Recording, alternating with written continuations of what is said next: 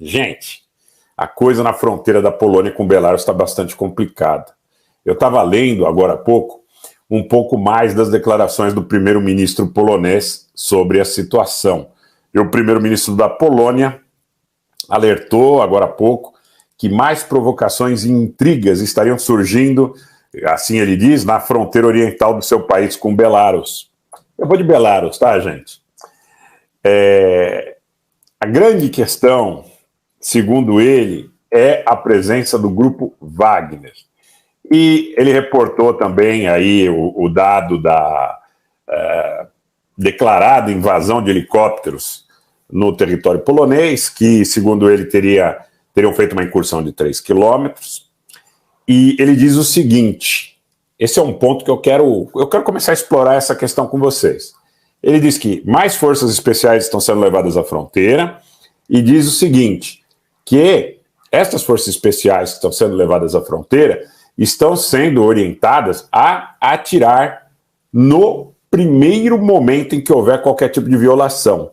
E ele até atribui ao primeiro-ministro, a parte eu confesso que não vi essas palavras no que pude ouvir, dos excertos que pude ouvir do discurso dele, que é primeiro para atirar e depois para perguntar. Então a coisa está ficando bastante complicada nessa fronteira.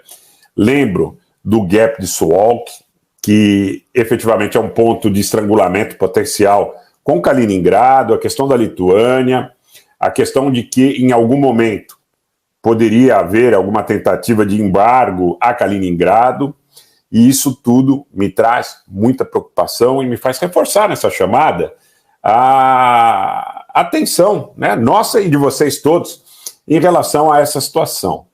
É uma situação bastante complicada porque nós estamos vendo o continente africano indo para um ponto de frição e de tensão muito delicado. O prazo dado para o reestabelecimento do governo constitucional no Níger é dia 6, ou seja, no próximo domingo, não é? Se não, nós poderemos ter medidas militares, sanções, represálias contra o governo do Níger.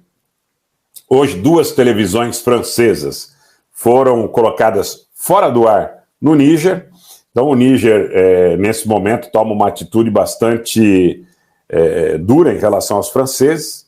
Ainda não suspendeu a questão da entrega do urânio, é bom que se frise, tá? Mas o Níger toma uma atitude dura e hoje também circularam muitas notícias que a Nigéria está concentrando tropas nessa fronteira. A Nigéria está concentrando tropas nessa fronteira. A gente tem problemas no Senegal. Eu quero dizer que o Senegal é um ponto, apesar de ele não ser geograficamente muito grande, importantíssimo na África em relação à questão logística e tudo mais. É um ponto bastante importante, onde você tem um governo ainda que tem boas relações com a França, porém já existem alguns distúrbios ali.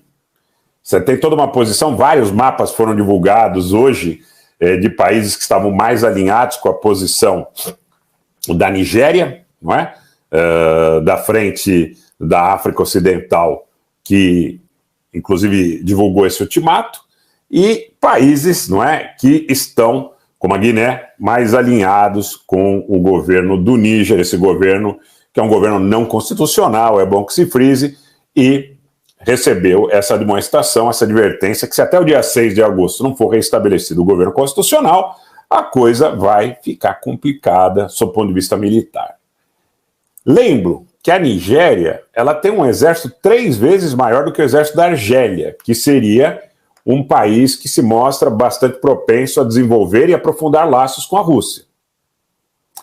Todos esses países são grandes produtores de recursos energéticos. Inclusive, a Argélia foi, no começo do conflito na Ucrânia, aventada como uma das grandes alternativas em relação ao suprimento de gás do continente europeu.